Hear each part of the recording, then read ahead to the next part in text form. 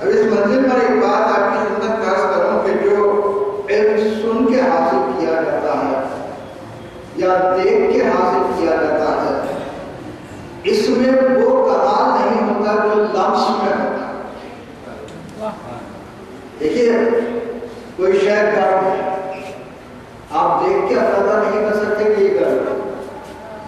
جیسے کہ مس نہ کریں، مس کریں تو معلوم ہوگا کہ یہ گرم ہے یا سرد ہے۔ تو پروردگار عالم نے یہ 5 خواب یا خوابات جو انسان کو دیے ہیں یہ علم حاصل کرنے کے باصرہ مشاہدے کا سبب ہے، سامعہ کسی کے ذریعے سن کے علم حاصل کرنا ہے، اور پھر شامہ کسی شے کو سن کے اس کا علم حاصل کرنا ہے، لامسہ کسی شے کو چھو کے علم حاصل کرنا ہے۔ معلوم ہے یہ طریقے ہیں علم حاصل کرنے کے دنیا، لیکن دنیاوی علم اسی حد تک محدود ہوتا ہے جہاں تک انسان کی رسائی ہے۔ اگر آپ کسی مقام پر دیکھ سکتی ہے تو وہاں تک علم حاصل کر سکتا ہے، جسے آپ نہیں دیکھ سکتی اس کو علم حاصل نہیں کر سکتا، جن آوازوں کو وہ سن نہیں سکتا اس کا علم اس تک نہیں پہنچتا۔ اور پھر تو رسائی انسان کی جہاں تک ہے وہاں تک علم ہے، اور جہاں رسائی نہیں ہے وہاں علم حاصل نہیں ہوتا۔ تو اب پروردگار عالم نے جب 2 علم رکھ دیے، ایک مادی علم ایک روحانی علم، تو پروردگار عالم نے جب انبیاء کو بھیجا ہے تو انبیاء کو علم دے کے بھیجا۔ یہ نہیں کہ یہاں آنے کے بعد علم حاصل کریں، وہیں سے علم حاصل کر کے آتے تھے اور آنے کے بعد اپنے علم کی بنیاد پر انسان کی ہدایت۔ لیکن تمام انبیاء کو جو علم دیا گیا وہ علم محدود رہا۔ جیسے جناب آدم کے لیے ارشاد ہوا علامہ آدم الاسماء کلھا، اللہ نے آدم کو اسماء کا علم دیا، تمام اسماء کا علم۔ اب اگر تفسیروں میں جائیے تو تفسیریں بتاتی ہیں کہ ساری کائنات کی چیزوں کے نام بتائے گئے، حالانکہ ایسا نہیں ہے، ساری دنیا کی چیزوں کے نام نہیں بتائے گئے، بلکہ قرآن کہتا ہے فلا یتدبرون القرآن، قرآن میں تم تدبر کیوں نہیں کرتے؟ دیکھیے قرآن میں بھی پروردگار عالم نے یہ آیت 2 مقامات پر رکھی ہے۔ ایک مقام پر ارشاد ہوتا ہے افلا یتدبرون القرآن ام علی اقفالہم ام علی قلوب اقفالہا، کیا ان کے دلوں پر قفل لگے ہوئے ہیں؟ اور دوسرے مقام پر ارشاد ہوتا ہے افلا یتدبرون القرآن ولو کان من عند غیر اللہ لوجدوا فیہ اختلافا کثیرا۔ یہ قرآن اگر اللہ کے بجائے کسی اور کے پاس سے ہوتا تو اس میں اختلاف کثیر واقع۔ معلوم ہے اللہ کے پاس سے جب قرآن آیا ہے تو اس میں اختلاف نہیں ہے، لیکن یہ ایک معیار مل گیا ہم کو حق اور باطل کے درمیان تمیز کرنے کے لیے۔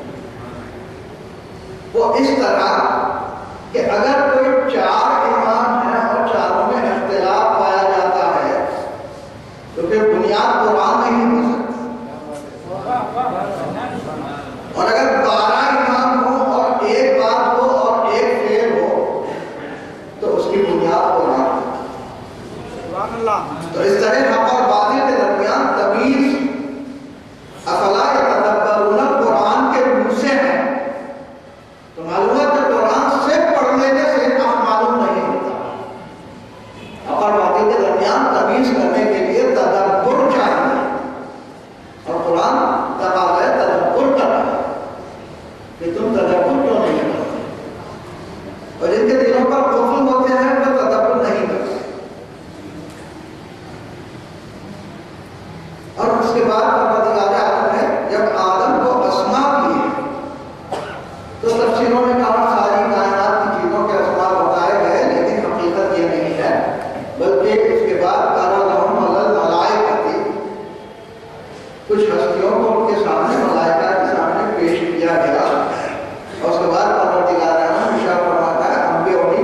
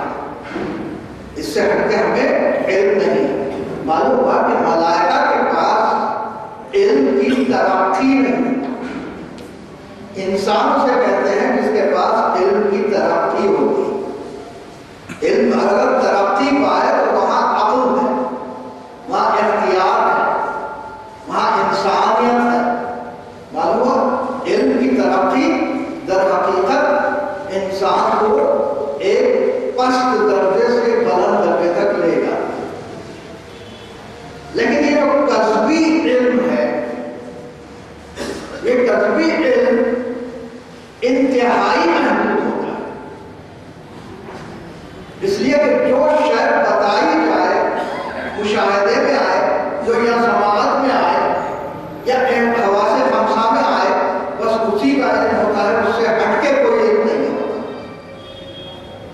لیکن پروردگار عالم جسے علم دیتا ہے وہاں کوئی حد بندی نہیں ہوتی. تو پروردگار عالم نے جناب آدم کو اسماء کا علم دیا. اب کتنے اسماء تھے، کن کن اسماء کا علم دیا گیا؟ تو قرآن کہہ رہا ہے تدبر کیوں نہیں کرتے؟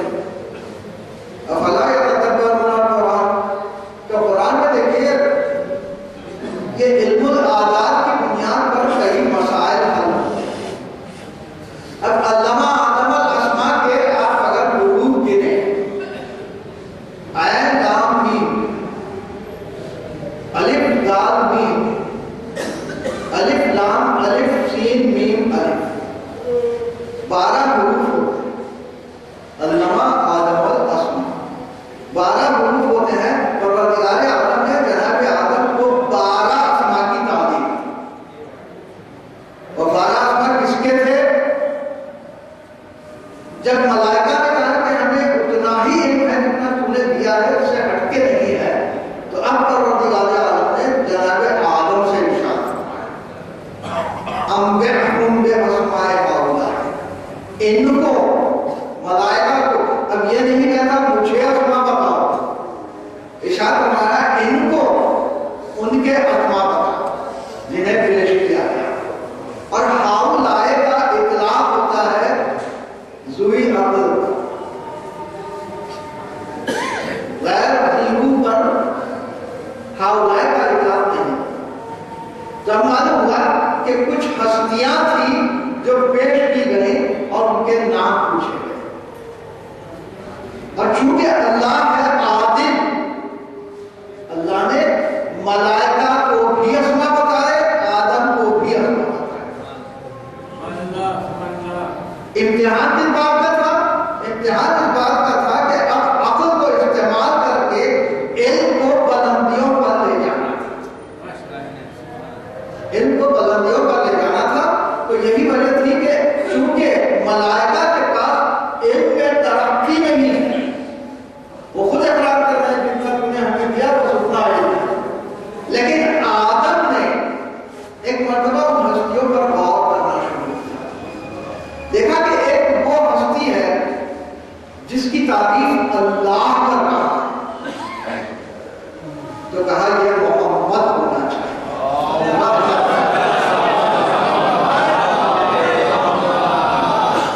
دیکھیے دو الفاظ ہیں، ایک ہے محمود اور ایک ہے محمد. محمود کے معنی ہے جس کی تعریف کی جائے، اور محمد کے معنی ہے جس کی بہت تعریف کی جائے. تو چونکہ اللہ نے تعریف کی تھی، واجب الوجود نے تعریف کی تھی، ممکن الوجود کی، تو لہذا آدم نے کہا کہ یہ محمد ہے. اور اللہ نے اپنے آپ کو محمود کیوں کہلوایا؟ اس لیے کہلوایا کہ اللہ کی تعریف ممکن کر رہا تھا. تو واجب کی تعریف ممکن اگر کر رہا ہے تو حد امکان میں ہوگی، حد امکان میں ہوگی. لہذا تو محمود قرار پایا اور یہ محمد قرار پایا. اب اس کے بعد دوسری ہستی کو دیکھا کہ ایک مرتبہ اس میں علو بھی علو ہے، صفات کا علو ہے، ہر شے کا علو ہے. ایک مرتبہ مقام کا علو ہے، عظمت کا علو ہے، احترام کا علو ہے، ہر شے کا علو ہے. تو ایک مرتبہ ارشاد فرمایا یہ بندی ہے سبا کے شمار.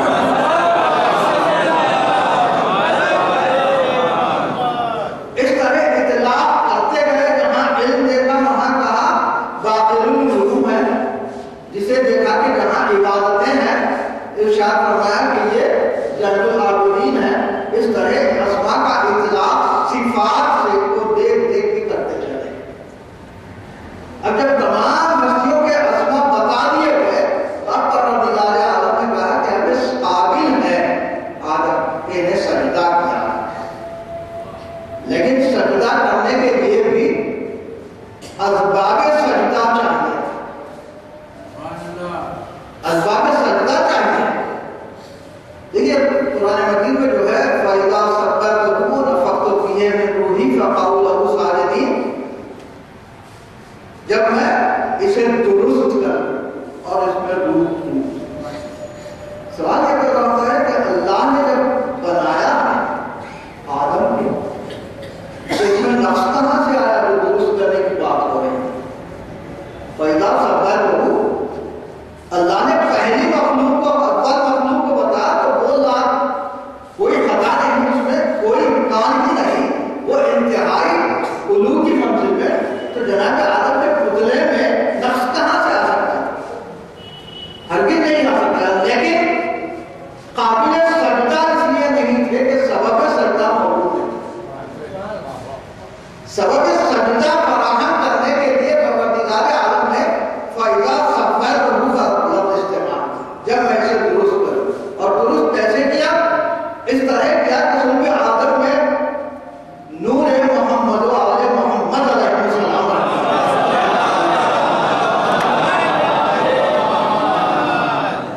جب نور محمد و آل محمد رکھا گیا تو اب یہ قابل سجدہ بنا.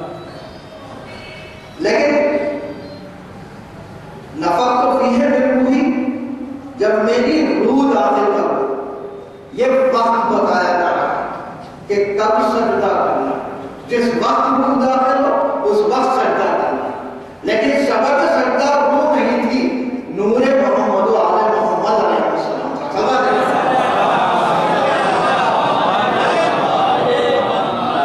تو معلوم ہوا کہ آدم کو پروردگار عالم نے اسما کا علم دیا.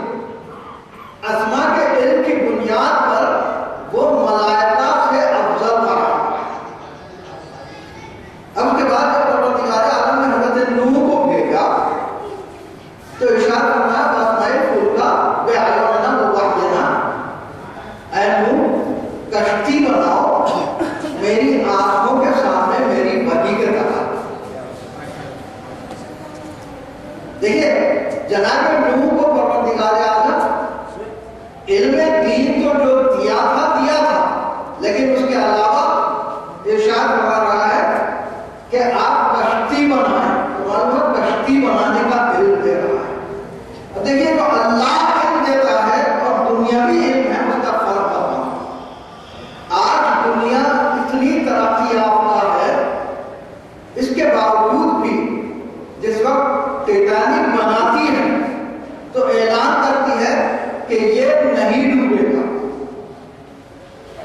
ماڈرن ٹیکنالوجی استعمال کرتے ہوئے ٹیٹانک بنایا گیا اور یہ دعویٰ کیا گیا کہ یہ ڈوبنے والا نہیں ہے اور پہلی ہی مرتبہ میں ڈوب گیا.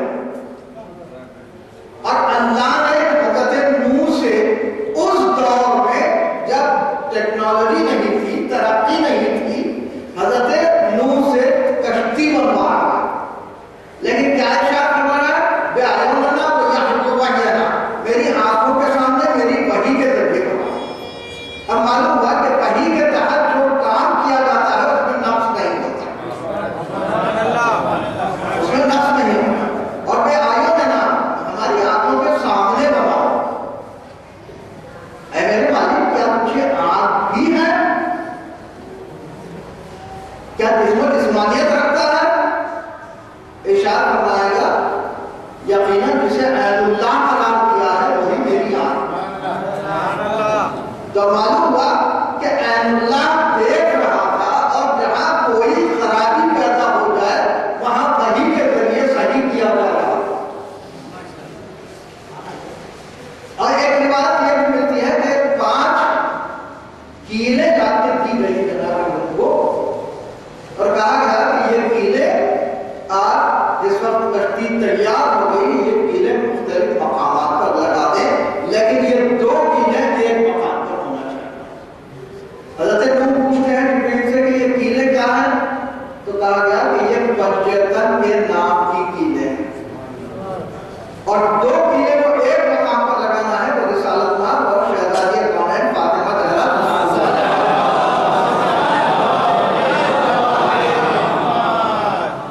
نوح پوچھتے ہیں تیروں کو لگانے سے ہوگا کیا؟ کہا یہ کشتی کبھی ڈوبے گی نہیں. معلوم ہے جس کے ناموں کی کیل کشتی کو ڈوبنے نہیں دیتی وہ خود اگر مثل کشتی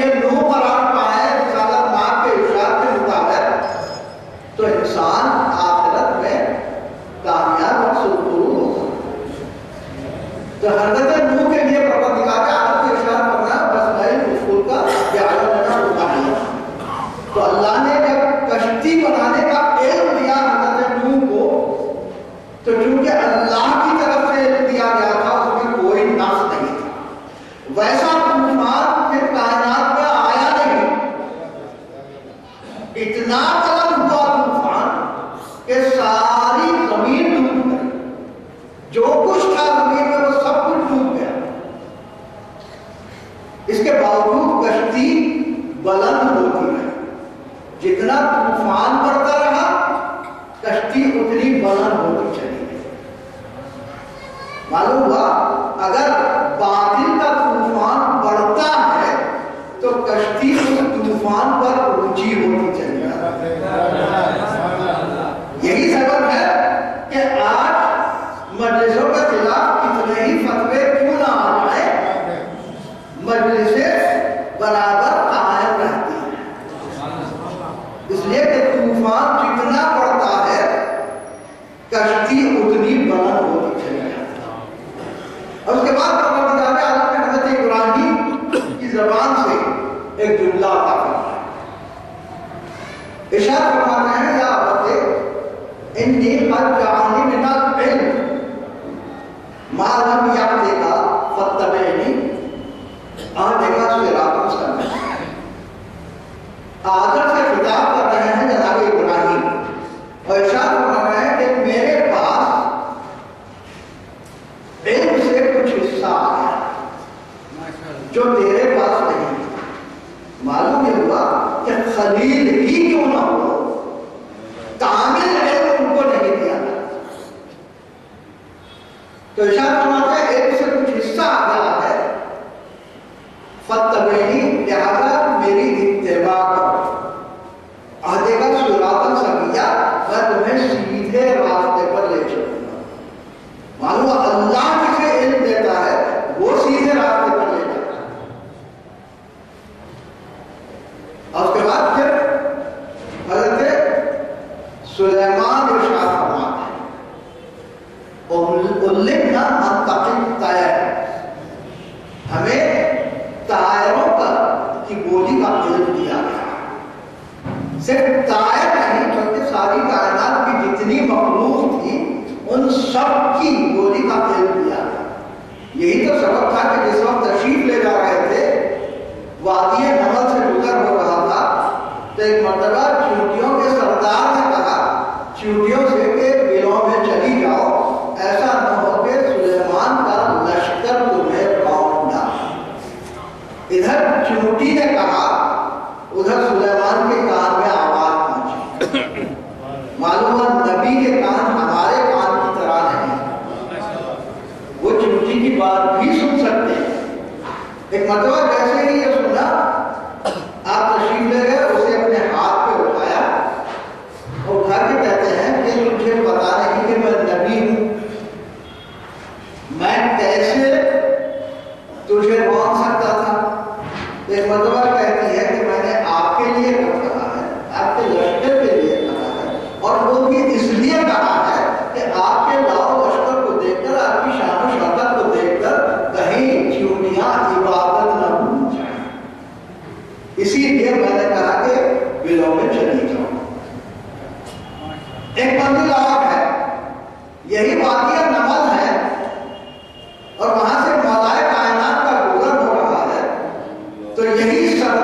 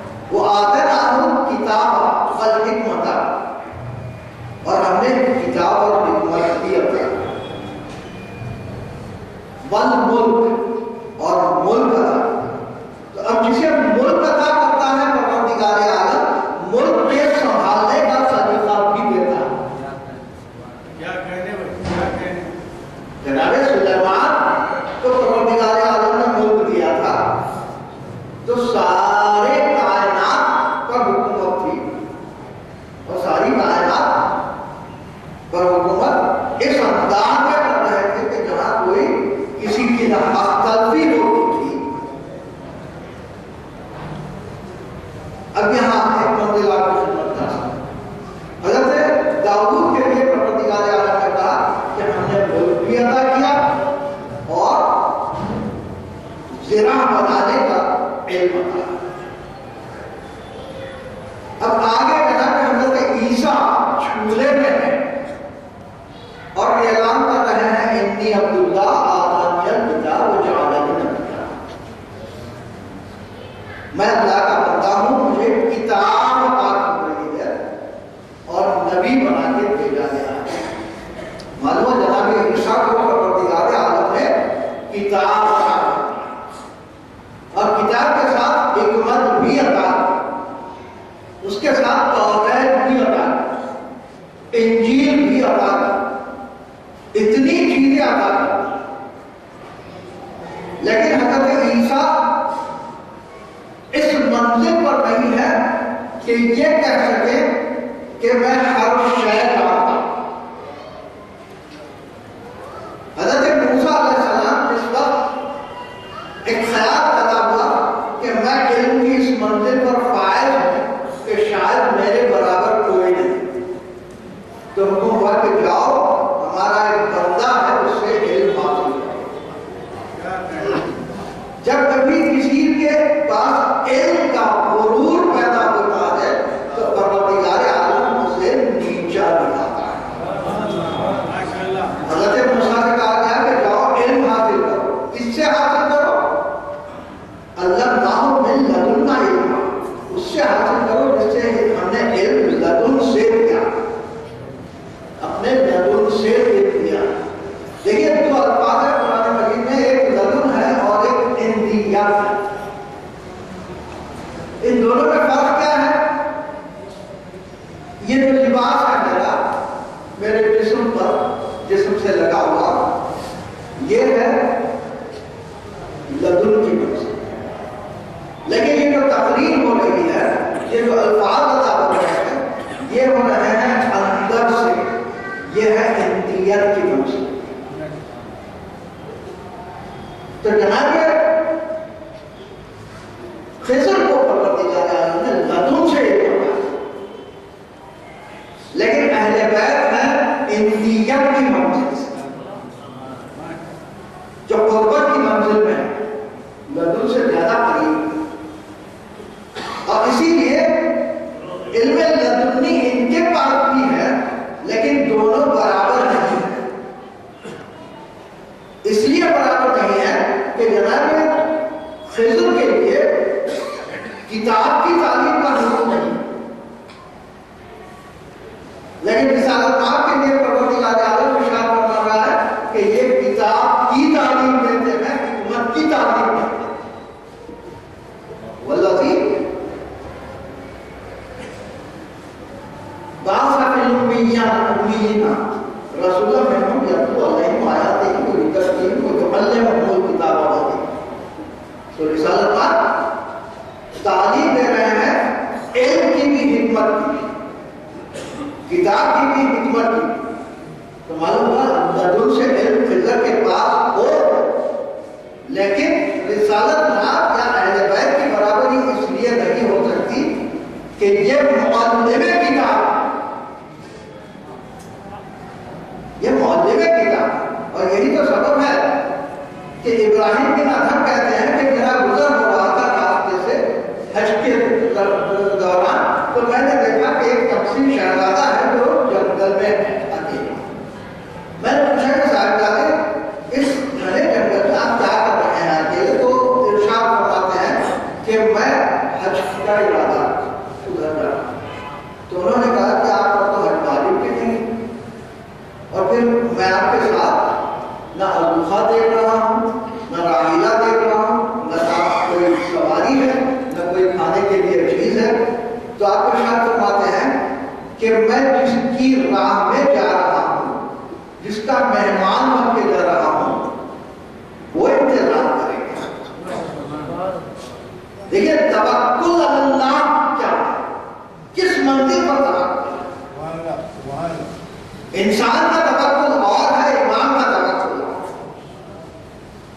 تو ابراہیم بن ادھم کہتے ہیں کہ میں پریشان ہو گیا، میں نے کہا سواری کہاں ہے؟ تو آپ نے کہا یہ پاؤں میرے سواری ہے۔ اس کے بعد ابراہیم بن ادھم کہتے ہیں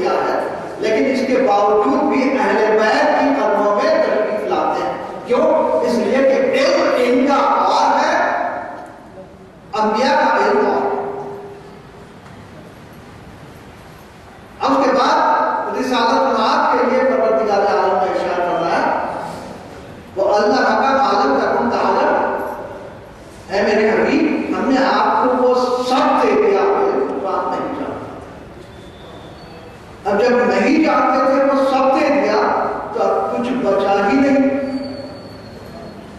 اب ہر شے جانتے ہیں رسالت میں۔ آج دنیا کہتی ہے کہ یہ علم غائب نہیں ہے۔ عجیب بات ہے۔ قرآن دعویٰ کر رہا ہے لا رب ولا یابس الا فی کتاب مبین، کوئی کچھ پتہ ایسا نہیں ہے جو کتاب میں موجود نہ ہو۔ پھر دوسرا دعویٰ ہے لا اکبر من ذالک ولا اکبر الا فی کتاب مبین، کوئی چھوٹی سے چھوٹی چیز اور بڑی سے بڑی چیز ایسی نہیں ہے جو کتاب میں موجود نہ ہو۔ اور پھر اس کے بعد تیسرا دعویٰ ہے قرآن مجید کا ما من غائب فی السماء والارض الا فی کتاب مبین، کوئی غائب آسمان و زمین کا ایسا نہیں ہے جو کتاب میں موجود نہ ہو۔ اور یہ عالم کتاب ہے، تو جب جو کچھ قرآن میں ہے وہ ان کے پاس ہے، تو قرآن میں جب کوئی غائب ایسا نہیں ہے جو کتاب میں موجود نہ ہو، تو ان کے پاس بھی ان میں غائب موجود ہے۔ اسی لیے تو پروردگار عالم نے کہا ہم لم یعرفوا رسولہم، کیا یہ اپنے رسول کو نہیں پہچانتے؟ یہاں رسول کو نہیں پہچانتے سے مراد یہ نہیں ہے کہ رسول نہیں مانتے، بلکہ رسول مانتے ہیں لیکن رسول کی صفات نہیں جانتے۔ رسول کی صفات نہیں جانتے۔ ہم لم یعرفوا رسولہم، کیا یہ اپنے رسول کو نہیں پہچانتے؟ کس طرح نہیں پہچانتے؟ صفات نہیں جانتے رسول ہے۔ جب رسول کے صفات نہیں جانتے تو اہل بیت کی صفات کہاں مانتے؟ یہی تو سبب ہے کہ اہل بیت سے دوری رکھتے ہیں۔ پروردگار عالم نے رسالت مآب کے لیے ارشاد فرمایا کہ اللہ کا عالم تکم عالم، ہم نے آپ کو وہ سب کچھ دے دیا جو آپ نہیں جانتے، وہ پورا ہے۔ تو اب معلوم ہوا کہ انبیاء کو پروردگار عالم نے ایک ایک علم دیا، اور رسالت مآب کے لیے کوئی حد بندی علم کی ہے ہی نہیں۔ اگر حد بندی علم کی ہو جاتی تو معرفت رب کما حق کو نہیں کر سکتا، کیونکہ بنایا پروردگار عالم نے انہیں اپنی معرفت کے لیے۔ ارشاد فرمایا کنتم بشرا مخفیا فاحببت ان اعرف فخلقت الخلق طیرا، میں چھپا ہوا بلانا تھا، چاہتا تھا کہ پہچانا جاؤں، لہذا میں نے ان کو خلق کیا۔ جب ان کو اس مخلوق کو خلق کیا ہے اپنی معرفت کے لیے، تو اب جو علم اللہ کے پاس ہے اس علم کا اظہار ہونا چاہیے۔ اب اللہ کی صفات کا اظہار جس منزل پر ہوگا معرفت اسی منزل پر ہوگی، اور پروردگار عالم اپنے صفات روک نہیں سکتا۔ اگر روک لے تو اتنی معرفت سے کائنات محروم ہو جائے۔ وہ دینے والا اور جسے بنا رہا ہے اس میں کوئی نقص نہیں، لہذا تنگی دامان کا شکوہ نہیں۔ جب تنگی دامان کا شکوہ نہیں تو جو کچھ دیتا رہا یہ دیتے رہے۔ اور ایک منزل وہ آ گئی کہ ایک مرتبہ اللہ نے دیکھا کہ ساری صفات اس میں موجود ہیں، تو ایک مرتبہ نگاہ ہیبت ڈالی اور اس نور کے دو ٹکڑے کر کے بتایا کہ میں احد تھا، یہ واحد تھا۔ سلوات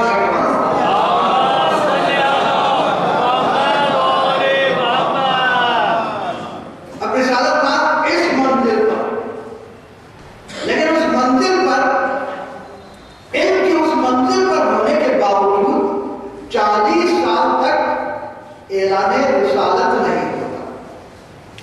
کیوں نہیں ہوتا اعلان رسالت؟ علم موجود ہے، ہدایت موجود ہے، صفات موجود ہے، سب کچھ موجود ہے، پھر بے شک کیوں نہیں ہوتا؟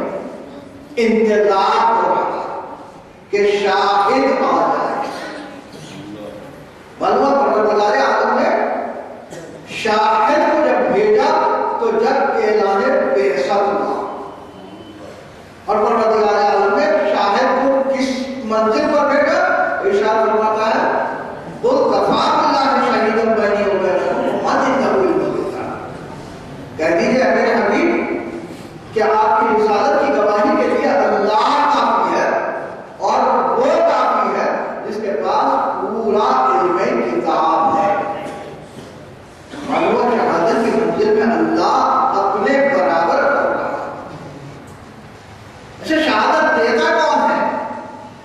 جو شاہد ہو، جو دیکھا ہو، رسالت بڑھتی ہوئی جو دیکھتا ہے وہی تو گواہی دے سکتا ہے. جب رسالت مل رہی تھی رسالت پاک کو دیکھنے والا دیکھ رہا وہی تو گواہی دے سکتا ہے. اب آج دنیا ہم پر اعتراض کرتی ہے کہ یہ ہم جب کہتے ہیں کہ مولا کائنات تشریف لائے اور رسالت مان کے ہاتھوں پہ آ کے قرآن سنایا تو آج دنیا ہم سے کہتی ہے کہ یہ کیسے ممکن ہے, قرآن تو نازل بھی نہیں ہوا تھا تو قرآن سنایا کیسے. تو قرآن تو دعویٰ کر رہا ہے کہ گواہی دینے والا ایسا ہے جس کے پاس پورا علم کتاب ہے. اب کتاب چاہے نازل ہوئی ہو یا نہ ہوئی ہو, چونکہ وہ علم کتاب رکھتا ہے. اور قرآن سنانا اس لیے بھی ضروری تھا کہ دنیا کو معلوم ہو جائے کہ گواہ ہے کون, گواہ ہے کون. اس لیے تو قرآن سنا کے قرآن کے نزول سے پہلے قرآن سنا کے بتایا کہ دیکھو میں گواہ ہوں. اب دنیا ہم سے یہ بھی پوچھتی ہے کہ رسالت نام جس پر قرآن نازل ہوا انہوں نے تو قرآن سنایا نہیں اور انہوں نے قرآن سنا دیا, یہ کیسے ہو سکتا ہے, یہ غلو کرتے ہیں.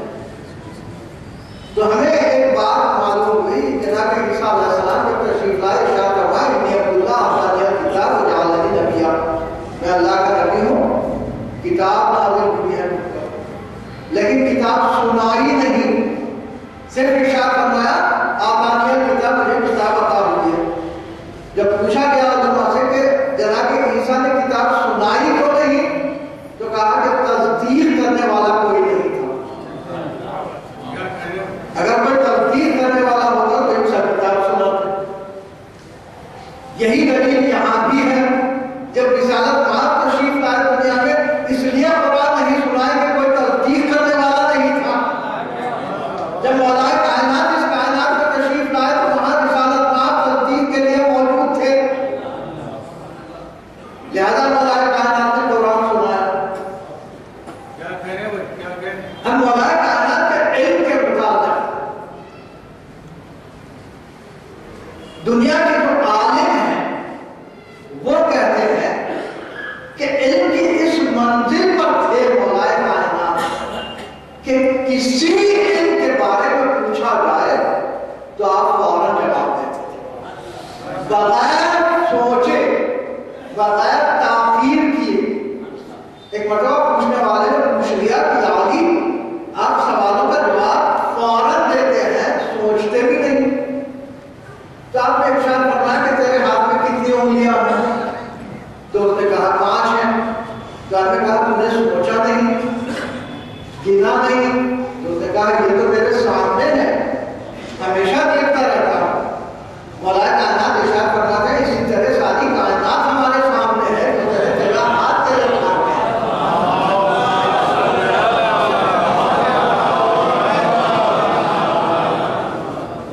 میں آپ کی خدمت میں عرض کیا کہ دنیاوی علوم حاصل کرنے کے لیے حواس خمسہ کی رسائی جہاں تک ہے وہاں تک علم حاصل ہوتا ہے, اس سے ہٹ کے علم حاصل نہیں ہوتا. اب جو اس وقت بنا ہو جب کائنات ہی موجود نہیں تھی اور جس کے سامنے ساری کائنات بنے, اس کے سامنے راز کیا ہے, غائب کیا ہے, کچھ نہیں, سب کچھ سامنے ہے مولا کائنات. ایک تو باتیں آپ کی خدمت میں عرض کر دوں کہ مولا کائنات کیا صرف دینی علم رکھتے تھے؟ جی نہیں. آج جتنے علوم قرآن مجید میں موجود ہیں دنیا قرآن مجید پڑھ کے علوم کا ایسا نہیں کر سکتی, لیکن مولا کائنات سارے علوم پر مہارت رکھتے تھے. ایک مرتبہ ایک بڑا دروازہ بکنے کے لیے آیا اور وزن کے ذریعے بکنے والا تھا, اس کی قیمت طے پانی تھی وزن کے ذریعے کہ اتنے دینار کے عوض 1 من یا جتنا بھی ہو. اب کوئی ترازو اتنی بڑی نہیں تھی کہ اس میں وہ دروازہ رکھا جا سکے. لوگ پریشان ہوئے کہ خریدا کیسے جائے, وزن کا تعین کیسے ہو. ایک مرتبہ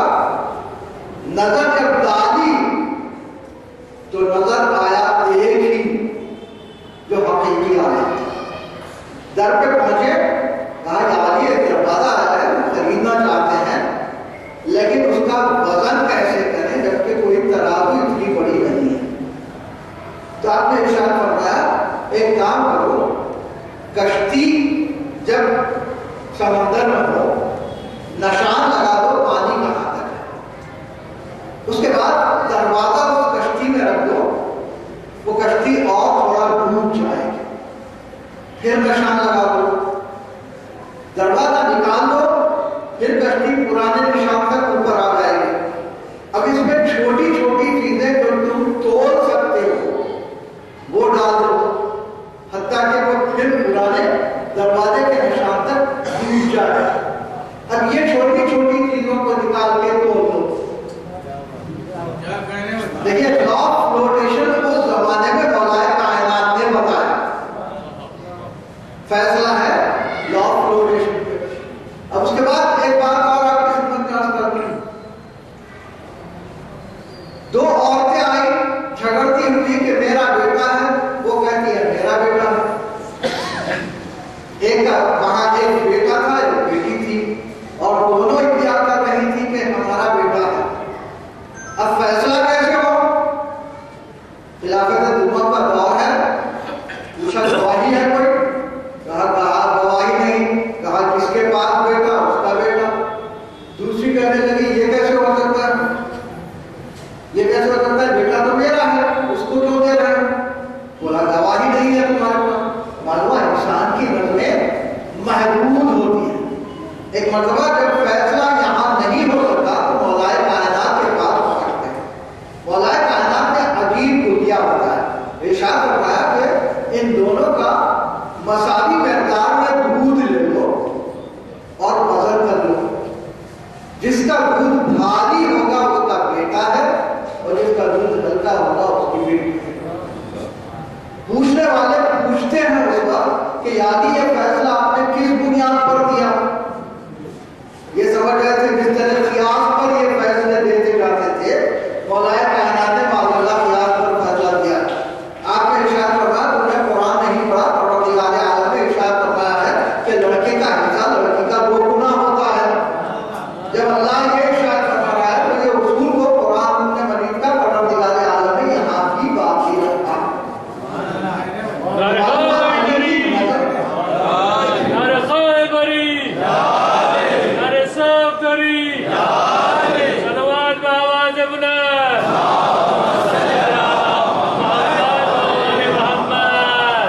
دیکھیے اس وقت تک کوئی تجربہ نہیں ہوا، بغیر تجربے کے فیصلہ دے رہے ہیں مولا کائنات، اور بتا رہے ہیں کہ انسان اگر ہو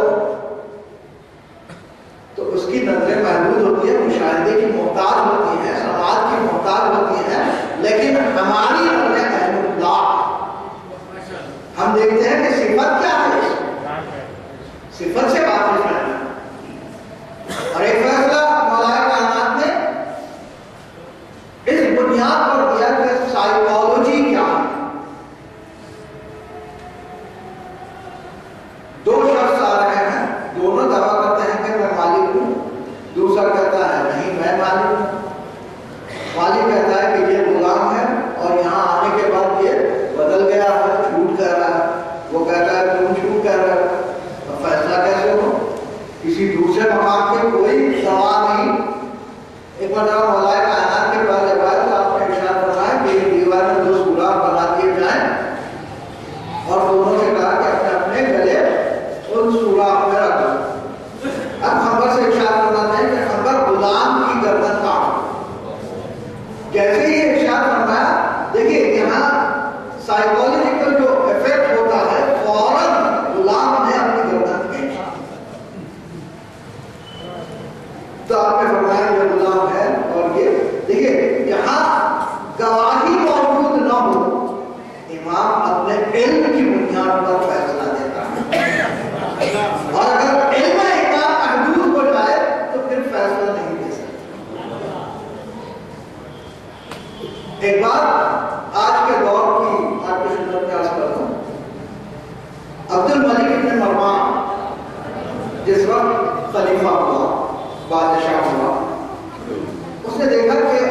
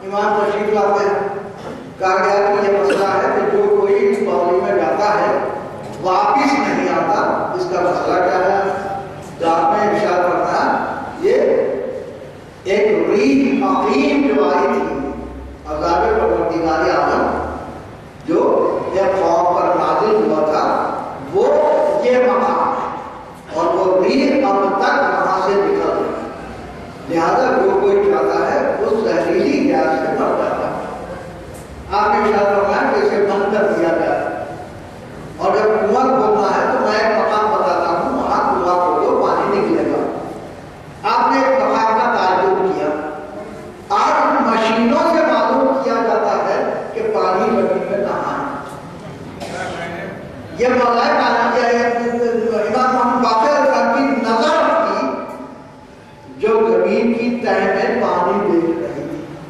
معلوم ہوا حجاب نہیں رہتا امام کے لیے حجاب نہیں رہتا. اور اس سے زیادہ ایک اور بات یہ تھی کہ اسی دور میں جو کاغذ آتا تھا اسلامی ممالک میں وہ مصر سے آتا تھا. اور مصر میں ابن روح القدس ابن روح القدس لکھا ہوتا تھا اس کے ٹریڈ مارک. پہلے جو کاغذ آتے تھے یہاں آپ نے دیکھا ہوگا شاید جو پرانے لوگ ہیں انہوں نے دیکھا ہوگا کہ عثمان علی خان کے زمانے میں جو کاغذ آتا تھا اس پر بھی ایک ٹریڈ مارک ہوتا تھا. تو اس زمانے میں بھی ٹریڈ مارک ہوتا تھا. تو عبد الملک نے جب ترجمہ کروایا تو اس نے کہا کہ یہ تو عیسائی تصور ہے. اس نے مصر کے گورنر کو لکھا کہ یہ کاغذ سے ٹریڈ مارک ہٹا دیا. وہ گورنر چونکہ بادشاہ روم کا اس نے بادشاہ کو اطلاع دی. اس نے کہا کہ ایسا نہیں ہو سکتا. اس نے پہلے اس کے کہنے پر وہ ٹریڈ مارک ہٹا دیا.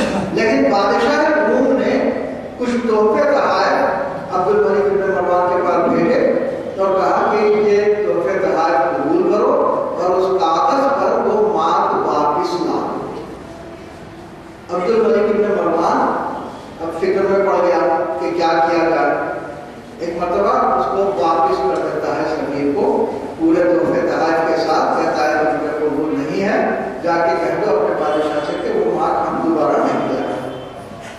وہ اپنے تحفے تحائف میں اضافہ کر کے پھر بھیجتا ہے کہ اگر وہ کم تھے تو یہ میں اضافہ کرتا ہوں, یہ لے لو. ایک مرتبہ دوبارہ آیا.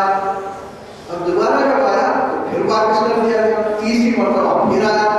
اب یہ بڑا پریشان ہوا, لیکن تیسری مرتبہ جب آیا تو اس کے ساتھ ایک خط تھا اور وہ خط یہ تھا کہ اگر تم اس کاغذ کو اس مارک کے ساتھ جاری نہیں کرو گے تو ایسی صورت میں جو سکہ ہے اس سکے پر اللہ رسول کو گالیاں لکھ کے رائج کر دوں اور تم کچھ نہیں کر سکتے. اب یہ بڑا پریشان ہوا, سفیر کو روک لیا. پریشانی کے عالم میں اس کے وزیر نے کہا کہ اس مسئلے کو حل کرنے کے لیے امام محمد باقر علیہ السلام کو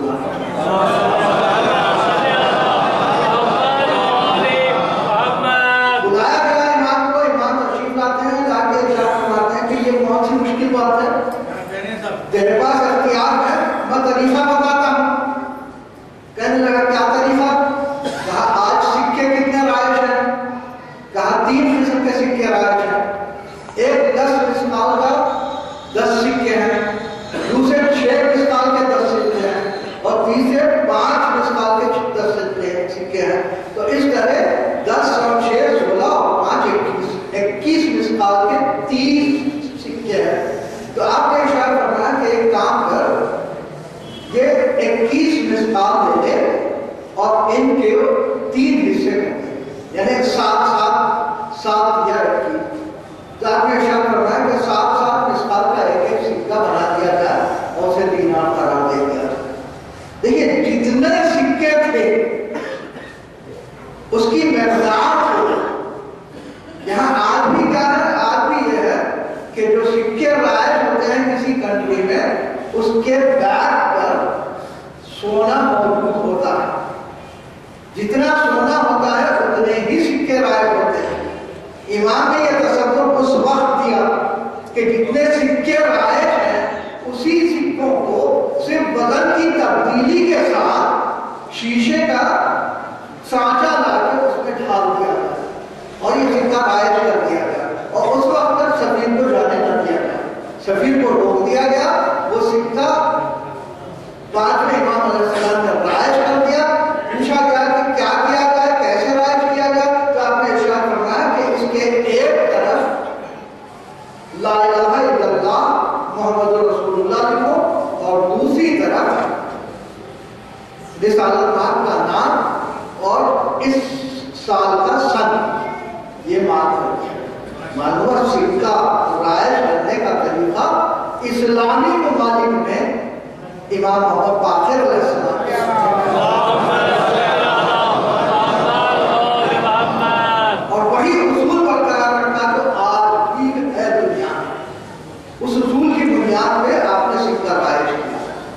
تو یہ علم ایمان ہے. مجھے یاد کرنا ہے کہ ایمان کا جو علم ہوتا ہے وہ صرف دینی علم نہیں ہوتا، دنیاوی علم بھی ہوتا ہے. اس لیے کہ ایمان اپنے دور کے ہر شخص سے فضیلت والا ہوتا ہے. آج دنیا میں جو عالم ہوتے ہیں وہ کسی ایک سبجیکٹ میں ماسٹر کر سکتے ہیں، اس سے ہٹ کے ماسٹر نہیں کر سکتے، یا 2 سبجیکٹ میں کر سکتے ہیں. لیکن اس کے باوجود بھی اس ایک سبجیکٹ میں بھی مکمل طور پر علم ان کے پاس نہیں ہوتا. اگر مکمل علم ان کے پاس ہو تو پھر کوئی دوسرا ڈاکٹریٹ نہیں کر سکتا. جب ایک ہی سبجیکٹ میں کئی ڈاکٹرز ہو سکتے ہیں، کئی پی ایچ ڈی ہو سکتے ہیں، تو اس کا مطلب یہ ہے کہ کوئی بھی کامل نہیں ہے. ایمان تو ہے تو ہر علم میں کامل ہوتا. یہی عرض کرنا تھا کہ علم اہل بیت علم کامل ہے، دینی علم بھی ہے، دنیاوی علم. ان کی دہلیز پر اگر آ جائے تو ہر مسئلہ حل ہو سکتا ہے. اور یقیناً یہ علم کی بنیاد پر اختیار بھی ہوتا ہے. جہاں علم ہوتا ہے وہاں اختیار ہوتا ہے. ایک مثال سے عرض کروں کہ اگر آپ نے کوئی گاڑی خریدی، مثال کے طور پر کوئی کنورٹیبل کار آپ نے خریدی، اب اس کا چھت کیسے اتارا جائے، جب تک آپ اس کا کیٹلاگ پڑھیں گے نہیں آپ کو معلوم نہیں ہوگا. لیکن کمپنی والے جو بنائے ہیں وہ تو سب جانتے ہیں، وہ تو تعلیم دیتے ہیں. تو معلوم ہوا کہ کوئی خاص بٹن ہو تو ٹاپ اتر سکتا ہے، ورنہ نہیں. وہ علم آپ کو اگر نہیں ہے تو شہر رہتے ہوئے آپ استعمال نہیں کر سکتے. اب کائنات کا علم ان کے پاس اس انداز میں ہے کہ یہ جانتے ہیں کہ سورج کو پلٹانا ہے تو کیا کرنا ہے، اور چاند کو 2 ٹکڑے کرنے کے بعد ملانا ہے تو کیا کرنا ہے. یہ اختیار پروردگار عالم نے ان کی شخصیت میں رکھا. تو علم ایمان میں کوئی نہ نقص ہوتا ہے نہ کوئی بدغلطی ہوتی ہے. یہ علم اہل بیت ہے. اور یہی سبب ہے کہ جہاں علم ہوتا ہے وہاں جہل بھی ہوتا ہے. اور یہ دونوں چونکہ ایک دوسرے کی ضد ہیں، لہذا ہر ایمان کے مخالفت کی جاتی ہے، اس لیے کہ جہل ہے. اور یہی سبب ہے کہ امام حسین علیہ السلام کی مخالفت کی گئی. اور اتنی مخالفت کی گئی کہ آپ دینی علم پھیلانے کے لیے، امر بالمعروف نہی عن المنکر انجام دینے کے لیے، دنیا کو علم تقسیم کرنے کے لیے اپنے مقام سے نکلتے ہیں. ساتھ بچوں کو، بیویوں کو ساتھ لے کے نکلتے ہیں. ایک جب علم کی منزل پر اگر کوئی نہ مانے تو رسالت ماں نے بتایا کہ مباہلے کی منزل آ جائے تو بچوں کو اور بیویوں کو لے کے جانا چاہیے. جہاں علم سے نہ مانا جائے وہاں صاحبان علم کو لے جانا چاہیے. ایک مرتبہ امام حسین علیہ السلام کی بیویوں کو اور بچوں کو لیے ہوئے کروانا اور اس لیے پہنچے کہ ان میں وہ ہستیاں تھیں امام زین العابدین علیہ السلام اور جناب زینب سلام اللہ علیہا اس منزل پر تھی کہ اگر پورے اہل بیت ختم ہو جاتے ہیں پر تو بھی دین کو بچانے کے لیے، حسین کے پیغام کو بچانے کے لیے وہ صفات لیے ہوئے تھے. شہزادی زینب اور امام زین العابدین علیہ السلام صبر کے کمال پر، علم کی انتہا پر، شجاعت میں مقابلہ. واقعی امام ارشاد فرماتے ہیں کہ ہم اہل بیت کی 3 چیزیں ایسی ہیں کہ کہ دنیا برابری نہیں کر سکتی. ایک علم، ایک شجاعت اور ایک عبادت، اور یہ تینوں چیزیں کربلا سے شام اور شام سے مدینہ جانے تک ظاہر ہوتی ہیں. علم اس طرح ظاہر ہوتا ہے کہ ہر مقام پر خطبے دیے جا رہے ہیں. شجاعت اس طرح ظاہر ہو رہی ہے کہ شہزادی شام کے دربار میں ابنت طلباء کہہ کے ٹوک دیتی ہے. اور عبادت کا یہ عالم ہے کہ اونٹ کی پشت پر بھی عبادتیں ہو رہی ہیں. یہ تینوں چیزوں میں ان کا کوئی برابری نہیں.